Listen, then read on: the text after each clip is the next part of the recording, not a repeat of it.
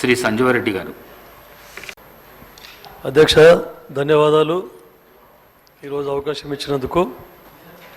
అయితే అధ్యక్ష, ముఖ్యంగా ఈ రెవెన్యూ డిపార్ట్మెంట్ అనేది గ్రామ స్థాయి నుండి జిల్లా స్థాయి నుండి రాష్ట్ర స్థాయి వరకు కూడా ఇది ఒక ముఖ్యమైన డిపార్ట్మెంట్, అడ్మినిస్ట్రేషన్కి సంబంధించిన వ్యవస్థ ఇది.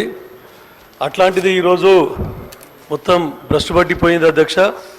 రెవెన్యూ రికార్డులలో ఈ గత బీఆర్ఎస్ ప్రభుత్వం ఏదైతే ప్రవేశపెట్టిందో ఈ ధరణి పోర్టల్ అనేది అప్పటి నుండి మొత్తం వ్యవస్థ చిన్నాభిన్నమైంది. తర్వాత రైతులకు చాలా సమస్యలు ఎదురైనాయి అధ్యక్ష.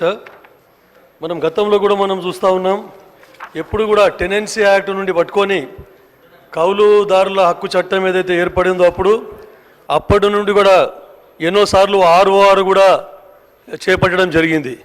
అది ఎలాంటి అవకతవకలు లేకుండా రికార్డులు సవ్యంగా ఉండి ఒకరి పేరు మీద ఒకరి పడకుండా రైతులు హక్కు కోల్పోకుండా భూ యజమానులు హక్కు కోల్పోకుండా చేపట్టడం జరిగింది.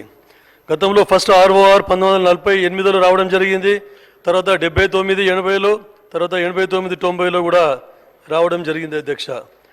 అయితే ఈ ధరణి ఏదైతే అంతకంటే ముందు భూ సంస్కరణ చట్టం తీసుకొని వచ్చి 2017 ఏదైతే చేపట్టడం జరిగిందో మొత్తం సర్వే చేస్తాం, మేము సర్వే చేసి ఏమైనా లోటుపాట్లు ఉంటే కూడా సవరిస్తాం, గెట్టు పంచాయతీలు ఒక్కటి కూడా లేకుండా మేము చేస్తాం అని చెప్పేసి గత ప్రభుత్వం చెప్పడం జరిగింది అధ్యక్ష.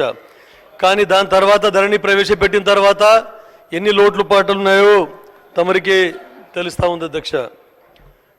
తర్వాత ఈ ల్యాండ్ రికార్డ్స్లో ఏవైతే ఉన్నాయో గతంలో కొంతమంది ఈ 16 కాలం తీసేయడం వలన, ఇది కాస్తు కాలం తీసేయడం వలన ఎన్నో సమస్యలు రావడం జరిగింది.